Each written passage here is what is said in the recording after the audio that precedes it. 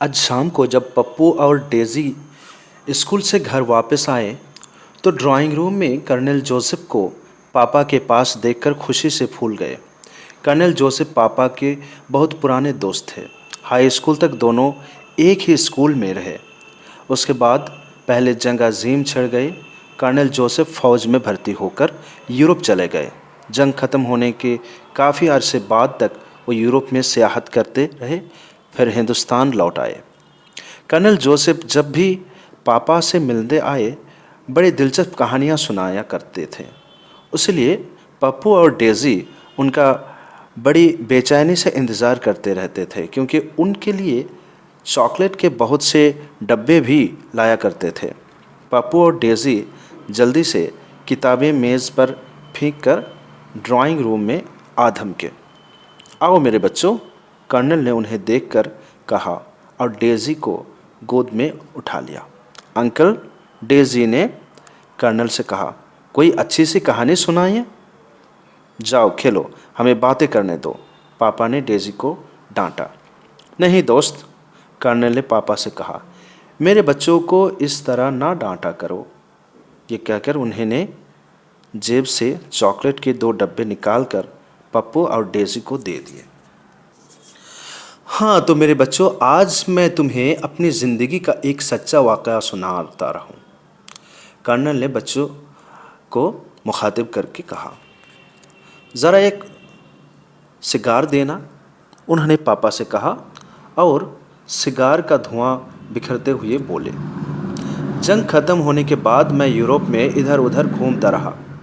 जब घूमते घूमते थक गया तो मैंने सोचा कि कुछ दिनों किसी जगह ठहरा जाऊं। उन दिनों में फ्रांस में था। जंग से मैं इतना परेशान हो गया था कि कुछ दिनों के लिए मैं किसी एक ऐसी जगह जाकर रहना चाहता था जहां सुकून और ख़ामोशी मिल सके, मगर शहरों के होटलों में ना तो खामोशी ही मिल सकी थी और ना सुकून। एक दिन होटल के बाहर ब्यारा ने मुझे बताया कि शहर से 20 मील दूर एक वीरान कोठी है जो मुझे सस्ती कीमत पर मिल सकती है। मैं फ़ौरन ही कोठी के मालिक से मिला जो कि शहर में रहता था। उसने मुझे बताया कि कोठी से मुतालिक ये बात मशहूर है कि वहाँ भूत या असीब रहते हैं, इसलिए कोई भी उसे लेने के लिए तैयार नहीं होता है। मैंने ये यकीन दिलाया कि मैं किसी भूत या असीब से नहीं डरता और उसने बहुत ही कम दामों पर कोठी मुझे दे दी। मैं होटल से अपना सामान गाड़ी में रखवा कर कोठी की तरफ रवाना हुआ। जब वह पहुंचा तो शाम हो चुकी थी। कोठी बहुत ही पुरानी थी और उसके चारों तरफ दरख्तों और झाड़ियों का एक जंगल सा था। कोठी की दीवारों का पल्ला शटर जगह जगह से प्लास्टर आ खड़ा हुआ था। मैं सामान गाड़ी से उतरवा कर अंदर गया।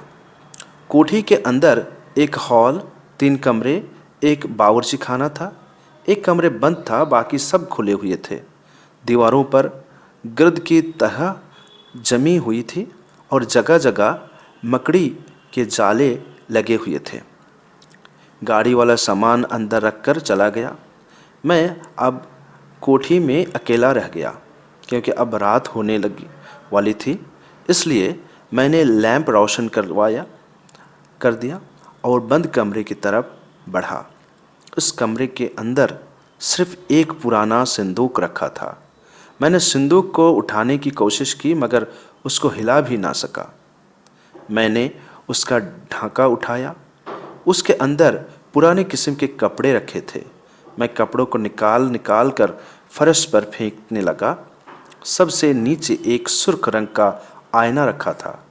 आईने को मैंने साथ में उठा लिया और संदूक का ढांचा बंद करके उसके ऊपर रख दिया।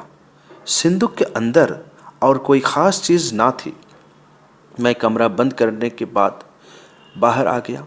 देखा तो सामने एक बहुत बूढ़ी औरत खड़ी थी। साहब, औरत ने मुझे कहा, बहुत दिन हुए हैं। मैं इस कोठी में काम करती थी। आज 40 बरस के बाद इस कोठी में रोशनी देखकर चली आई हूँ। क्या आप मुझे नौकर रख लेंगे? हाँ हाँ ज़रूर, कल से काम पर आ जाओ, मैंने जवाब दिया और वो बूढ़ी औरत चली गई। मैंने एक कमरे को साफ करके उसके अंदर बिस्तर लगा दिया और बगैर खाने खाए हुए ही सो गया। अचानक एक भयानक चीख ने मुझे चौंका दिया। मैं जल्दी से उठ बैठा। खिड़की में से सूरज की रोशनी कमरे के अंदर फैल रही थी। मैं सोचने लगा कि ये कैसी चीख है। इतने में एक और चीख सुनाई दी और मैं बेतहाशा कमरे की तरफ दौड़ा। कमरे के कवाड़ खुले हुए थे और वहीं बूढ़ी औरत वहाँ खड़ी चिल्ला रही थी। क्या बात है? मैंने दरियाफ्त किया। साहब, सुबह ही सुबह मैं यहाँ आ गई थी। सोचा कि कमरे की सफाई करूं। जब उस कमरे की सफाई करने आए तो सिंदूक पर यह आईना, वो डर से कांप रहे थे। आईना? क्या हुआ फिर? मैंने हैरात से पूछा। मेरी समझ में कुछ ना आया था। साहब, आप ज़रा इसको उठाकर देखिए, उसने कहा। मैंने आईना उठाकर देखा। उफ, मैं भी चीख उठा। बड़ी अजीब बात थी। आईने में कमरे की अक्स तो था, मगर वो कमरा, ये कमरा तो हरगिज़ ना था। जिस कमरे का अक्स आईने में दिखाई दे रहा था उसमें बेहतरीन किस्म का एक कालीन फर्श पर बिछा हुआ था। खूबसूरत मेज़ और कुर्सियाँ भी थी। दीवारों पर तस्वीर लटक रही थी, जबकि इस कमरे में सिवाय एक पुराने संदूक के और कुछ भी ना था। ना उसमें कालीन था, ना मेज़, करीसा और ना तस्वीरें। एक बार फिर मैंने चीख मारी और जल्द से आईने को संदूक पर रख दिया। आईने में मेरे अक्स के बजाय एक बूढ़े आदमी की तस्वीर थी। उसके चेहरे पर छर्रियाँ पड़ी हुई थी और सर के बाल बिल्कुल सफ़ेद थे। चलो चलो, मैंने बूढ़ी से कहा। बाहर आकर बूढ़ी ने मुझसे कहा, साहब, उस आईने को फेंक दो। ये मनहूस है।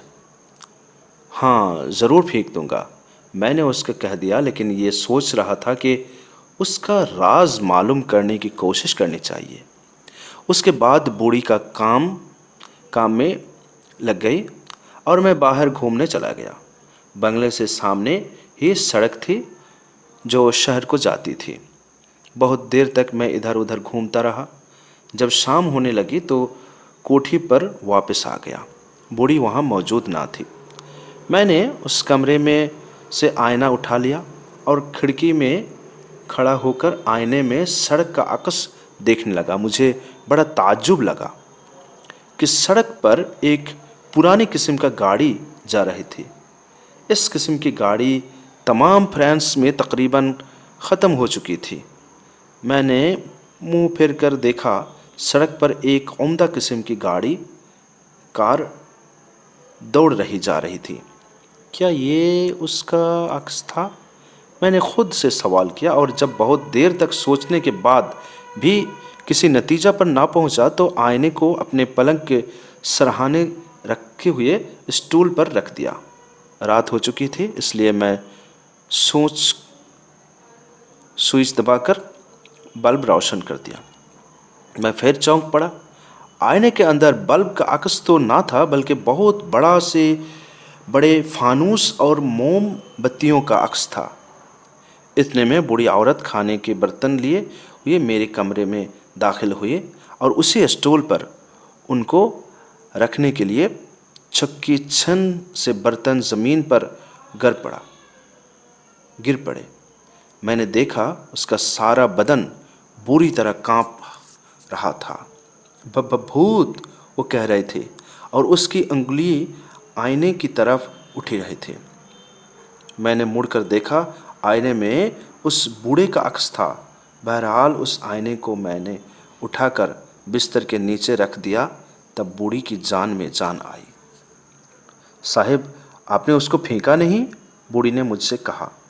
अभी मैंने उसमें एक ऐसे आदमी का अक्स देखा है जो जिसको मरे हुए 30 बरस हो चुके हैं।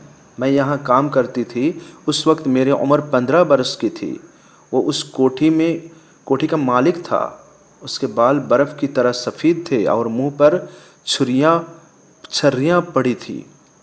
उसका मुताल्लिक़ ये मशहूर था कि वो बहुत बड़ा दौलतमंद है, उसके पास चंद नायाब हीरे हैं। एक दिन उसे पता चला कि कुछ लोग कोठी पर हमला करके उसकी दौलत को लूट कर ले जाएंगे। बस उसी दिन उसने तमाम दौलत को कोठी की ही किसी गोशे में ज़मीन में दबा दिया और गायब हो गया। उसके बाद से आज तक उसे किसी ने नहीं देखा। हाँ, 10 बरस के बाद उसने अपने दोस्त को किसी नामालूम जगह से ख़त लिखा कि वो कोठी का मालिक उसे बना रहा है।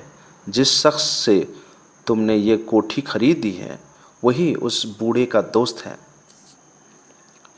मैं बड़ी दिलचस्पी के साथ ये कहानी सुन रहा था और अब मेरी समझ में कुछ कुछ आ रहा था। बहुत देर तक गौर करने के बाद मैंने आखिर ये राज पा ही लिया। दरअसल बात ये थी कि वह अजीब व गरीब आईना 40 बरस पहले की अक्स दिखाता था। मसलन कमरे का वो अक्स जिसमें मेज़, करीसा और कालीन थे।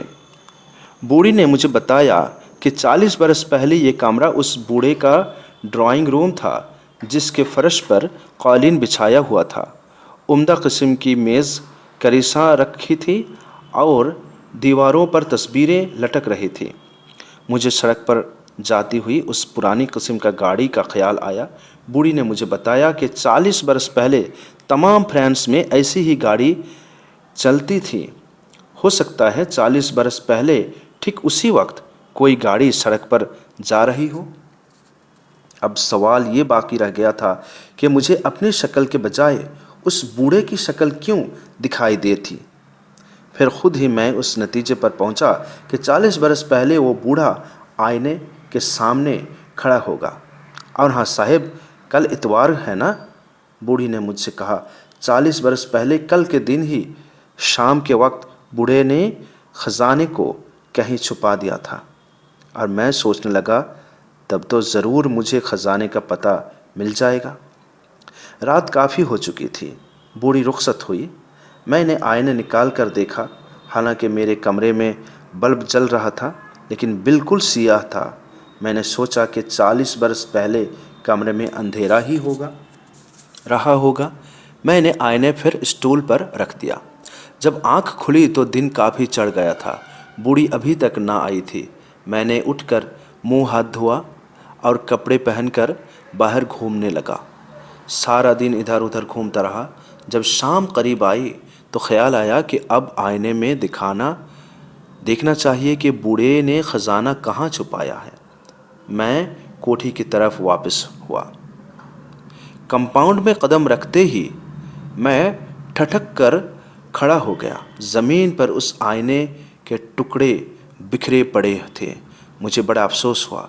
जब अंदर गया तो बूढ़ी ने मुझसे कहा कि उसने आईने को बाहर फेंक दिया है। ज़रा एक सिगार देना, कर्नल ने पापा से कहा। पापा ने सिगार का डब्बा कर्नल की तरफ बढ़ा दिया। पप्पू और डेज़ी बड़े गौर से कहानी सुन रहे थे। तो फिर क्या हुआ अंकल? डेज़ी ने कर्नल से कहा। बेटी, मैं कुछ दिन वहाँ और रहा, फिर कोठी बेचकर हिंदुस्तान चला आया क्योंकि घर याद आने लगा। कर्नल ने कहा। जाओ बेटा, अब खेलो, कर्नल ने कहा और पप्पू और डेज़ी बाहर